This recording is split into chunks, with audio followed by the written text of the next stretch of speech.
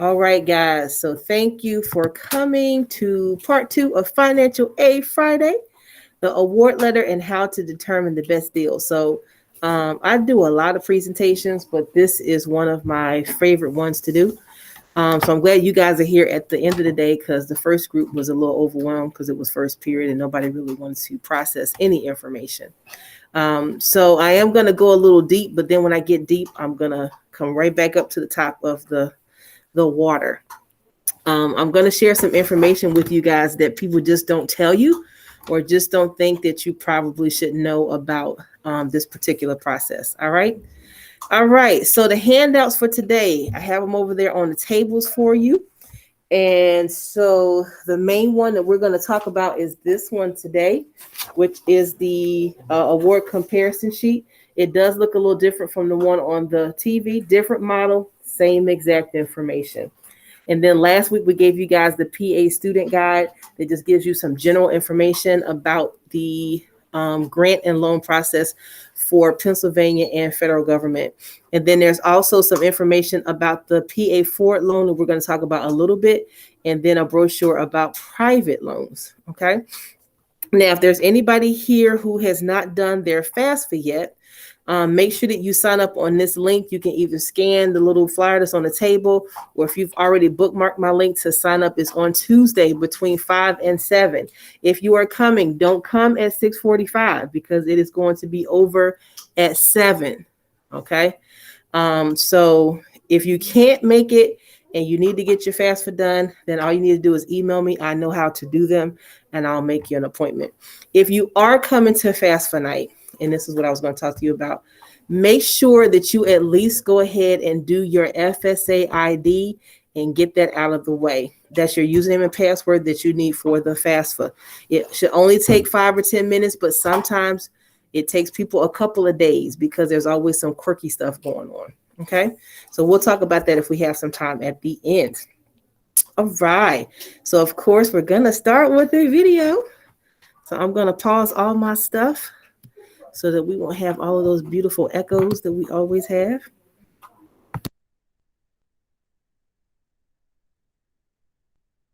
I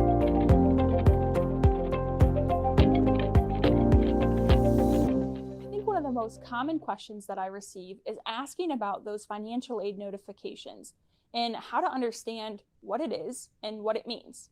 And that's what we're going to cover today. So in order to first receive a financial aid notification, you first have to complete the FAFSA. FAFSA is the free application for federal student aid. So it's completely free to complete. And you're going to list on the FAFSA the schools that you want to receive your information. So if you don't list a school, they won't be able to receive your information and thus won't be able to send you a financial aid notification. So when you get to the portion on the FAFSA that's asking for the schools that you're interested in applying for, you can list up to 10 schools. So think about it. I always suggest list more than one. Make sure you have those backup schools. Make sure you have a few schools. That way you can compare the financial aid notices. Maybe one school is going to offer you a lot more money, but you wouldn't know that unless you applied, unless you listed them on your FAFSA. So after you complete the FAFSA application, that information is going to be sent to the schools that you listed. They're going to receive that information, they're going to process it, and they're going to figure out how much financial aid you would be eligible to receive if you attended that university. Now, once they do that, they're going to start to notify you, and this can happen at different times. And these notices are either going to be maybe through the mail, or maybe they're going to be emailed to you directly, the student. And it's going to explain a lot of different things, right? So first, you're going to look at that notice and you're going to see what financial aid you're eligible for. Maybe you're eligible for some grants and scholarships, the free money, right? The money that doesn't have to be paid back. Maybe you're eligible for loans, money that does have to be paid back. Do you understand, if you accept this loan, what it's going to look like to pay it back in the future? What are the interest rates on the loan? What are the terms and agreements for these loans? And if a school requires you to either accept, reduce, or decline the loan, do you know how to do that? Because that information is on that financial aid notification. So unless you read carefully, you might miss some important next steps. Now, here is an example of a financial aid notification. And you'll see it's laid out really easy to understand. Right at the top, it shows you your billed costs, the costs for things like tuition and fees, room and board. And then it goes into the financial aid. And it even breaks it out by the free money, by the grants and the scholarships, showing you the total that you'd be able to receive. It also shows you the loans that are being offered to you, the student. Again, do you understand? Are there any academic requirements that you have to meet to make sure you maintain this aid year after year? If, like Dream University, they're offering you a scholarship, what requirements do you have to meet? Is it a one-time scholarship or is it renewable? These are very important things to make sure you really understand before you commit to a specific school. Now, again, looking at this, the student here is also offered a work study amount. So you'll see a work study award for this amount. When it comes to work study, this is not something that you would want to include in your cost, right? When you look at cost minus aid, you don't want to include the work study. You want to ask the financial aid office, how are you paid for this? Because typically with work study, it's something you have to apply for. It's not a guarantee that you're going to get it. And then once you have work study, usually you're going to receive a paycheck every 2 weeks or every month for the hours you work. So it's not necessarily something that's going to be applied to your bill, but it's extra money you could earn if you apply for a position and receive one. And so that's why it is counted as financial aid. Some students use those funds to help pay for a bill, maybe a future term. Others, maybe you go buy some pizza or coffee every now and then, right? So once you have this notice and you start looking at that cost at the top, minus your aid, do you need to borrow those loans? Do you need to borrow the full amount? You get to decide. Do you want to accept it? Do you want to reduce it or decline it? And then once you see the leftover remaining cost, what is your plan to cover that, right? This is the time to start comparing. Make sure you understand these notices. Now, one great tool that I want to talk about is on our site at FIA.org. You can take a look at this cost comparison. So at the top, you'll notice that there is a sample cost. We already have it, so you can see and understand what information needs to go where. So you could take all of your notices and list them out on this worksheet. List out the cost of attendance. List out that gift aid, the free money. Once you have the cost minus aid, you'll be able to see what will you be paying, what do you owe? And then you can subtract out any loans that are offered to you. You'll see work study has that asterisk because you may or may not want to include that depending on how your school pays out federal work study. And that difference will show you what you still need. So now that you understand those financial aid notifications, you can start to understand and make the best decision for yourself. Thank you.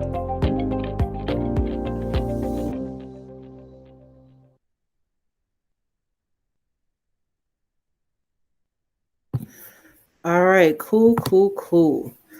So what I'm going to do is talk to you guys about some of the things that she talked about in a little bit more detail, okay? So when you guys get your financial aid award letter from these particular colleges, number one, when they give it to you, they act like it's the best thing that you're ever going to receive in your entire life, right? And it looks like you're getting a lot of stuff. So you just need to make sure that you use either that packet that I just gave you with the thing on it, or I have another one that can break down and help you see what is really good in the package and what's not good in the package. But there are 4 types of monies that will be in that packet outside of scholarships. So number 1, you guys will be able to get to be eligible for a federal Pell grant. And so that is the grant that you get from the federal government. So the maximum amount that will be is $64.95, okay, each year. Of course, it'll go up a little bit for inflation. Now, this federal Pell grant amount will be based off of something called your EFC, which stands for your expected family contribution. So any FAFSA paperwork that you have, if you want to get some more information about that, it will be in one of those packets that I gave you or brochures that I gave you. But basically what it is, once you guys put in your income information, your family household and all that kind of stuff in your FAFSA, they will come up with a number that represents how much money they feel that your family can contribute towards your education. Now, we always laugh when we see that number because what they're not in our pockets. They're not, I don't know how they think, they know what we can and cannot afford. So when you see that number 5846, that represents $5,846 in that box that says EFC. Okay, so it's right under the federal Pell grant right here. I don't know if you can see the mouse there. So if you have a number, an EFC number between 0 and 5846, then that means that you will receive some type of a Pell grant. If it's a 0, you'll receive the whole thing. So there is a such thing as you having a 0 EFC. So that doesn't mean that that's how much you have to pay towards college. It's how much they're saying that your family can contribute towards your education. And so most of us have been irritated by that because it's very confusing. And actually the next year, they're going to change the name to something else because it doesn't really represent what it says. But for right now, for your class for this year, that's what it is. All right. The next amount is the SPIA state grant. So they will also look at your EFC number and decide if you're eligible for state grant money. Okay, so it gets awarded by the cost of tuition at the school that you are going to. All right, so if you look here on the chart, if you're going to a community college, $0 to $12,000. Of course, Montco is going to be somewhere around $6,500 a year for the tuition. They're going to give you $2,600. A public college like Kutztown, East Stroudsburg, Westchester, Edinburgh, Shippensburg, you're going to get a max of $4,200 for this year. A state-related college, there are 4 of those. So it's Temple, Penn State, Lincoln University, and Pitt. Okay, so for one of those, the max that you will receive is $4,500. And then a private college, the max that you're going to receive for grants is $3,200. Now, the next thing, for those of you who are so excited to go out of state and get away from your families, that's all I hear. I want to go far, far away. Well, Pittsburgh is far away too, right? And it's in Pennsylvania, but I digress. Just be mindful when you do go out of state, you do not get that state grant. Okay, so there are 5 states that will let you get some of it. And so it's Delaware, DC, Massachusetts, Ohio, West Virginia, and Vermont. And you're only going to get a whopping $600. $600. And that's the max. Okay. So I'm not saying don't go out of state. I'm just saying if you're going out of state, just be mindful that Pennsylvania money won't go with you. Okay. Then the next thing that you could be eligible for is something called the SEOG grant. That stands for the Supplemental Educational Opportunity Grant. That grant is for students that need an additional boost of income, right, to go towards your tuition. So it says the max is $4,000. I typically see about $1,000. I've seen some random students with 2. I've never seen any get 4, but that doesn't mean that you don't. It just means that I have not seen them. Okay.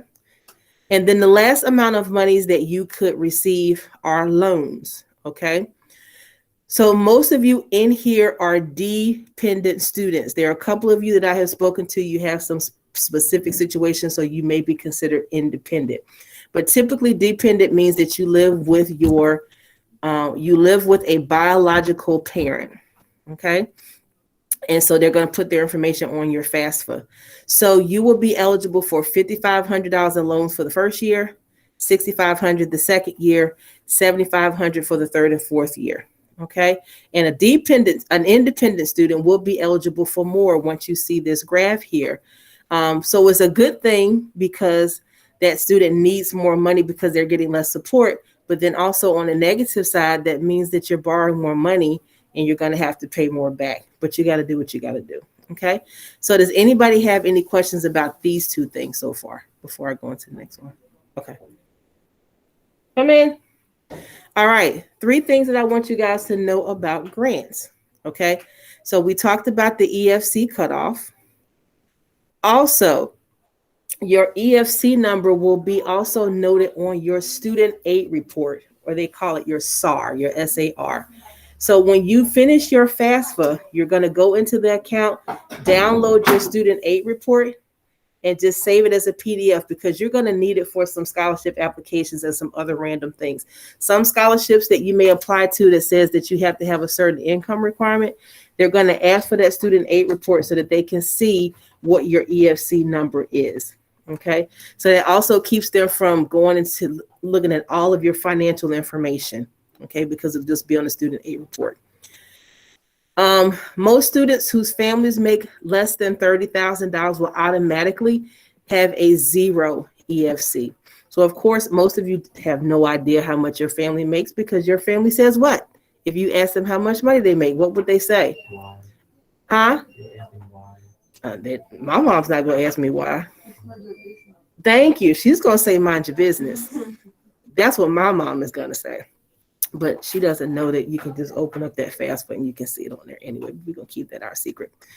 All right. Then the third category, we talked about the Pennsylvania grants already. And so that's what's in that column.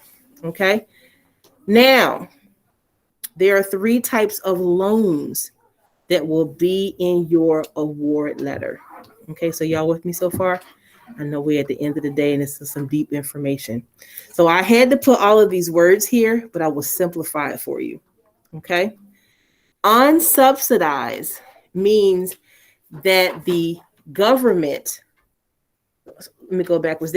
When you borrow money, interest has to be paid, right? So the government will not pay the interest on that loan for you while you are in school. That's what unsubsidized means. And that loan is usually a smaller loan of $2,000. Remember, we said $5,500 is the loan amount. The unsubsidized is usually $2,000. Got that so far? Mm-hmm. Okay. Subsidized loan, you still have to pay interest on it when you pay it back, but the government will pay the interest on your loan while you are in school. Okay. So if you have some extra monies and you need to figure out what loan you want to get rid of, which one are we getting rid of? The unsubsidized. We're going to get rid of that one first because you have to pay interest on that. Now, the interest is not really that much. The interest is going to work out to about $25 a month. But for a college student, $25 is $25. So if you have that relative that's always trying to say, hey, girl, hey, how you doing? You know, how can I help you with your college expenses? What's going on? Well, Auntie, can you pay the interest on my unsubsidized loan for me? And see what they say. So my sister and I have that arrangement. My nephew is 7. And so when he goes to school, if he has to borrow, I'm paying, because we waste that at Wawa, right? Every single day, because I see what y'all come in here with, that y'all never bring me anything, but you come in here with stuff, right? So that's that. Then it's the Parent Plus loan that we see on the applications a lot. That kind of stresses me out because what happens is you're all going to have what's called a gap on your bill, meaning the cost of attendance, how much it costs to go to class, eat, and live there, and your fees minus whatever scholarship and grant money and loan money they give you. There's going to be something left over that has to be paid. That's called a gap. Some schools will also give you a Parent Plus loan to consider, or just put nothing there and you got to figure out what to do. The Parent Plus loan is another loan though. And sometimes schools, that Parent Plus loan is pretty big, like $15,000, $20,000. We don't want to borrow all of this money for school. Okay. So just try to avoid that. But again, the way to get around that is to try to get as many scholarships as you can. All right. Then quickly, there's 3 types of college loans.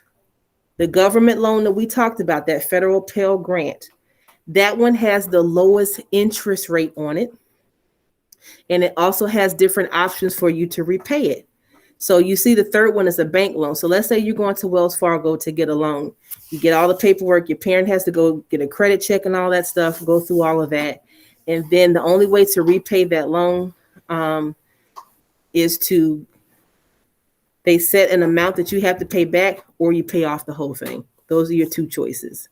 With the government loan, they may give you multiple options to repay that or to consolidate some loans together. Some of you might not be making any good money when you graduate from high school, and you can do something called income based repayment, where they just charge you based off of how much you're making, but it's going to take you longer. And then the PA Forward loan is a newer loan that just started a couple of years ago that's through the state of Pennsylvania. So sometimes they say that that one is in the middle of the two because the interest rate is lower in most cases than the bank. But the PA Forward has some fees and stuff that maybe the bank loan doesn't have. So just research those and kind of, with your parents and guardians and figure that out. All right. Some other things to know about your loans. So we talked about being strategic, about that Parent Plus loan, the PA Forward loan. How much to pay back. So remember, you do have to pay interest. So if you take all of the loans as a dependent student that is available to you, that means that you're going to borrow $27,000. Okay. And that's not including the interest. So once you start borrowing more money than that, you kind of want to be careful. Of course, if you're going to graduate school, they let you borrow as much money as you want.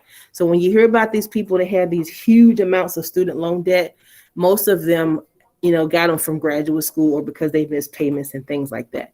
I have a friend that has $125,000 in student loans, and his monthly payment is like $1,200 because he put it on Instagram. I don't know why he did it, but he did. I was like, dude. So I don't know why he has that much money, but you have to start paying this back 6 months after graduation. Okay. Now, if you end up going to graduate school after graduation, does everybody know what graduate school is, by the way? Yeah. Okay. If you go to graduate school right after you get out of 4-year college, then it kind of holds it off for you. Okay.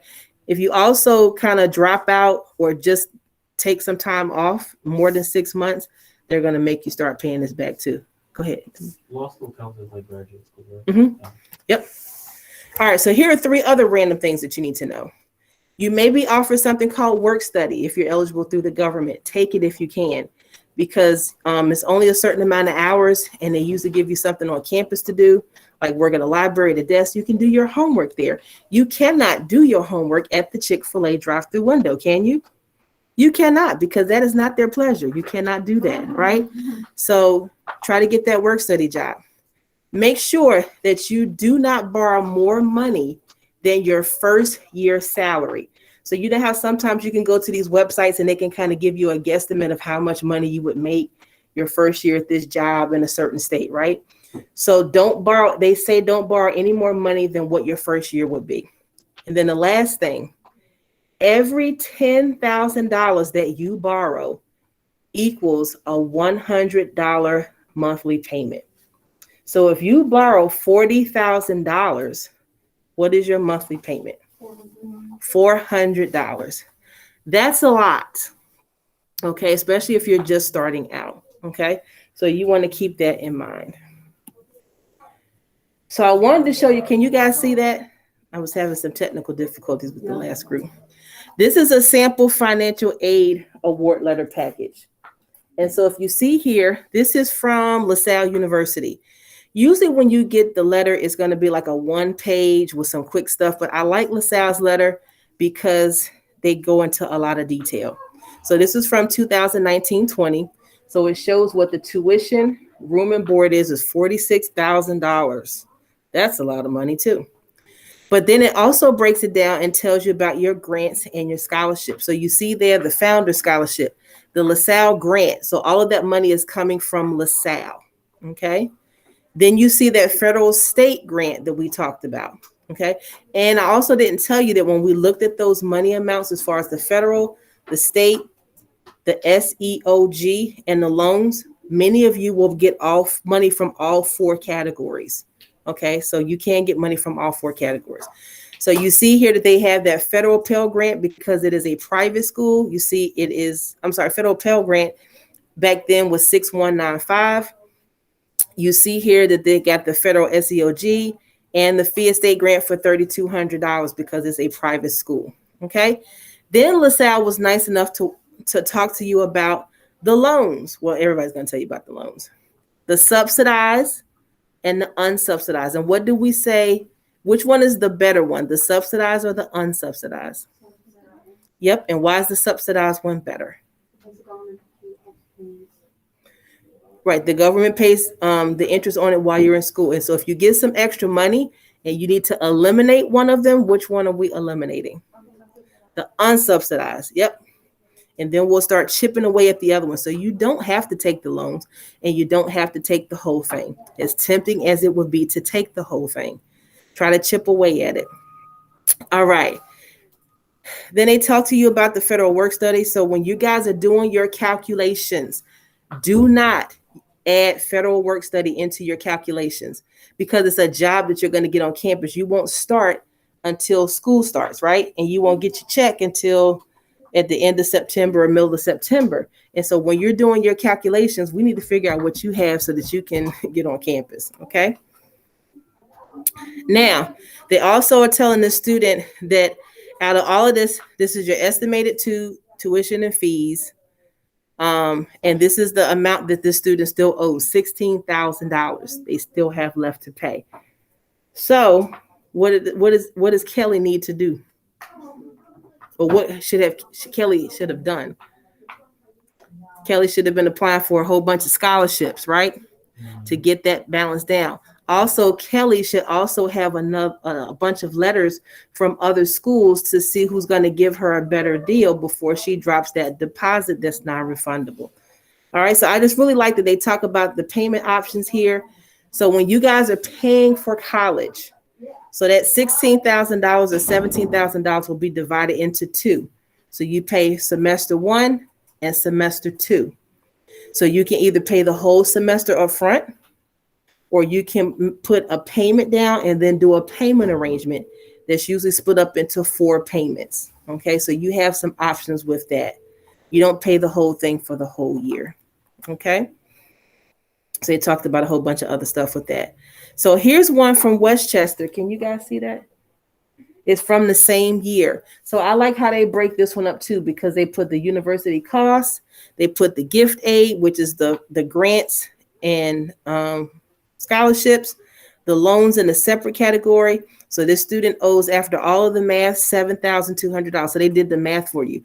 Some of these letters that you get, they're not going to do the math for you. You got to pull out the calculator and do it yourself.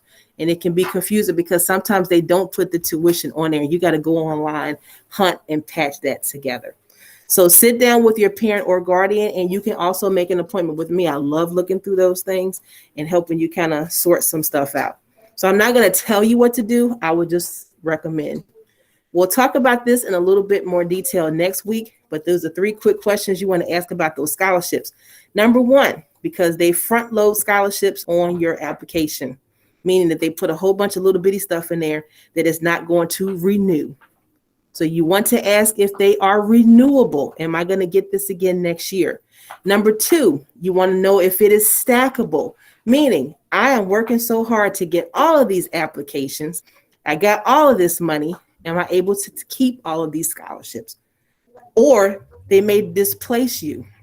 So you want to ask them, if I get all of these scholarships, are you going to displace some of my money? Meaning that you gave me some money, but apparently the scholarship that you gave me, the terms of it says that if I bring in an additional scholarship, then they can take it back. So sometimes they do that, and they can totally do that if they want to. So you want to ask about those questions. So these are the last takeaways that I want you to remember from this conversation, okay? Colleges front load scholarships and sometimes add a Parent Plus loan to make you feel like you're getting a deal. Sometimes those Parent Plus loans can be $15,000, $20,000. I highly recommend that you don't take those unless your family can't afford to do that, okay? I would like you to keep looking at other stuff. Take those subsidized loans before you take the unsubsidized if you get an option to chip some things away. Keep your student aid report handy for upcoming scholarships. And if you don't know how to, when you open up your FAFSA, if you finished it, the very first screen will ask you, do you want to download some things? And that's one of the first buttons on that screen, okay? Review all of your award letters before you drop a deposit. These colleges that are thirsty will be sending you letters if they have not done so already. We talked about that last week, asking you to make that deposit. You don't have to do anything until May 1st. Now, there are some colleges that can ask for it before then, but they have to put it on the letter what the date is, okay? but somebody got one that said December the 16th today. So I had to email the school about that one. It was a computer error. So I was about to walk over there. Your EFC number determines the amount of grant money that you are eligible for. Research your best options between your Parent Plus loan, PA Forward, and your bank loan. Do not borrow more money than your first year's salary. And every $10,000 that is borrowed equals a $100 monthly payment. Okay? So if you, Go ahead. if you borrow $5,000 at $50 a month, Yeah, but I mean, you would just want to just pay that off if you could. All right. So again, if you need to sign up for FAFSA completion night, go ahead and do that. We have about 5 more minutes. So I wanted to see if you guys had any questions at all. Yes. I know it said that they make you list up to 10 schools. What happens if you apply to more than 10 schools? Great question. So if you apply to more than 10 schools, what you're going to do is you are going to wait 5 days for it to process. What you did your FAFSA already because I ran a report, so I saw you're all done, right? It was somebody else. I thought it was you. It was you. Yeah. And so you take some off and you can put them on because it's like sending an email. Once you hit send, they have it. And so you can just how do take you them off. add your schools? That's what I. You go back onto the FAFSA and then you just click to the page. And in fact, when you open it up again, sometimes it says, do you want to change your schools or edit your FAFSA? So you just go to that page with the list and then you just delete them off. Okay. What other questions do you guys have? Because I know you have them.